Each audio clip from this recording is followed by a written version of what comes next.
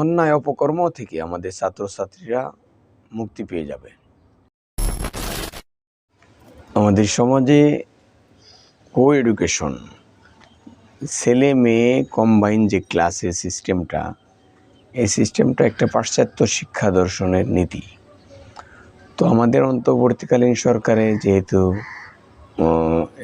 ব্যাপক একটা বিপ্লবের মাধ্যমে এই সরকারটা এসেছে, সরকারের কাছে আমার একটা ছোট পরামর্শ, সাজেশন, এটা হলো এই কম্বাইন ক্লাস, ছেলে মেয়ে কম্বাইন যে ক্লাস কো এডুকেশন সিস্টেমটা, এই প্রাইমারি হতে পারে, হাই স্কুল, কলেজ, ইউনিভার্সিটি, এই তিনটা স্তরে অবশ্যই এটা হওয়া উচিত নয়। ছেলে মেয়ে আলাদা শিফটে হতে পারে, সকালের শিফট মেয়েদের হতে পারে, বিকেলের শিফট ছেলেদের হতে পারে, কোনো প্রবলেম নেই। আপনি আলাদা শিফট তৈরি করেন। আলাদা বিল্ডিং যদি না করা সম্ভব হয় তাহলে শিফট আলাদা করেন। মর্নিং যে শিফটটা, এই শিফটটাতে মেয়েরা আসুক, ডে শিফটে ছেলেরা আসুক, মর্নিং শিফটে ছেলেরা আসুক, ডে শিফটে মেয়েরা আসুক। এভাবে আলাদা যদি করা যেতে পারে তাহলে শিক্ষার মান যেমন উন্নত হবে, ছাত্রছাত্রীদের মনস্তাত্ত্বিক বিষয়টাও ক্লিয়ার থাকবে এবং মানসিক একটা টর্চার, মানসিক শিকার একটা প্রেশারে তারা থাকবে না, এবং বিবিধ অন্যায় অপকর্ম থেকে আমাদের ছাত্রছাত্রীরা মুক্তি পেয়ে যাবে।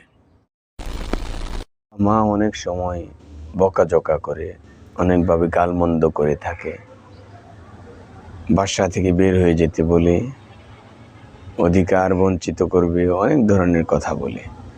কিন্তু আমাদের সন্তানরা দিশেহারা হয়ে যায়, সন্তানরাও বাবা মার সাথে দুর্ব্যবহার করা শুরু করে। এটা ইসলাম কোনোভাবেই সমর্থন করে না। আপনার বাবা মা যদি আপনাকে বকাঝকা দেয়, আপনাকে গালিগালাজ করে, আপনাকে গালমন্দ করে, আপনাকে বাড়ি থেকে বের হয়ে যেতে বলে, আপনাকে অধিকার বঞ্চিত করতে চান, তারপরেও আপনি কোনোভাবেই বাবা মার সাথে খারাপ ব্যবহার আপনি করতে পারেন না। আপনার কি করা উচিত? আল্লাহ তাআলার কাছে দোয়া করা উচিত। মুরব্বী যারা রয়েছে, আপনার জ্ঞানী গুণীজন যারা রয়েছে, তাদের নিয়ে আপনার বাবা মাকে আপনি বোঝাতে পারেন, আপনি নিজে উপদেশ দিতে পারেন। আপনার গুরুজন যারা রয়েছে, জ্ঞানী ব্যক্তিত্ব যারা রয়েছে, তাদের নিয়ে আপনার বাবা মাকে আপনি বোঝাতে পারেন। তারা গিয়ে আপনার বাবা মাকে বলল যে সন্তানদেরকে এভাবে গালমন্দ করা উচিত নয়, সন্তানকে অধিকার বঞ্চিত করতে চাওয়া উচিত নয়, সন্তানের বাড়ি থেকে বের হতে যেতে বলা উচিত নয়। এগুলো তারা গিয়ে আপনার বাবা মাকে পরামর্শ, সাজেশন দিতে পারে, বোঝাতে পারে।